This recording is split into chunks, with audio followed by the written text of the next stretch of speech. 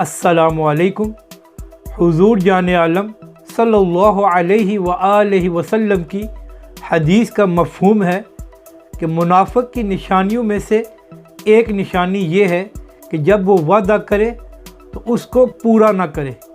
हुकूमत पाकिस्तान ने तहरीक लब्बैक पाकिस्तान की शूरा के साथ ये मुआहदा किया था कि आप धरने ख़त्म करें और हम आपके तमाम कारकुन और आपके अमीर को रिहा करेंगे। मगर इस बात को 2 महीनों से ज़्यादा हो गए हैं, लेकिन अब तक तहरीक लब्बैक के अमीर हाफिज़ साद हुसैन रिज़वी को रिहा नहीं किया गया, बल्कि आज मज़ीद 1 माह के लिए उनकी नज़रबंदी में तौसीक़ कर दी गई है।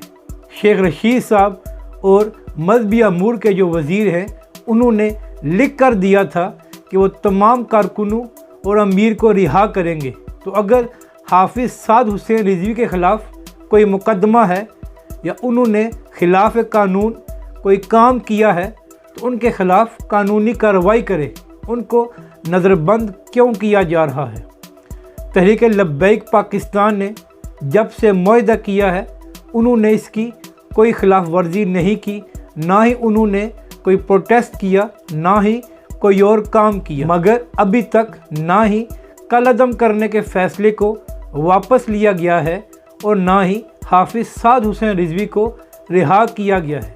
आखिर तहरीक लब्बैक ने क्या इतना बड़ा जुर्म कर दिया है कि उनके साथ ये सब कुछ हो रहा है?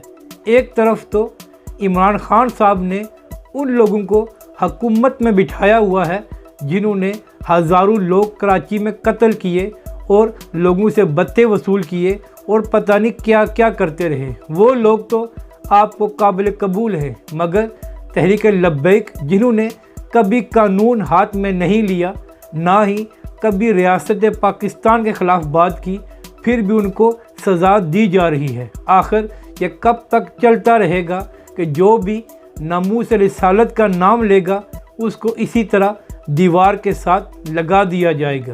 तहरीक लब्बैक पाकिस्तान की शूरा के रुकन डॉक्टर शफीक अमीनी साहब ने कहा है कि इस्टेब्लिशमेंट जिन्होंने हमारे और हुकूमत के मुज़ाकरात कराए थे कि उनका काम है कि वो हुकूमत को कहें कि वो अपने वादों पर अमल करें। आखिरकार ऐसा कब तक चलता रहेगा? क्या जब तक FATF और यूरोपीय यूनियन आपको इजाज़त नहीं देगी तो क्या आप पुरअमन पाकिस्तानियों पर इसी तरह पाबंदी लगाते रहेंगे?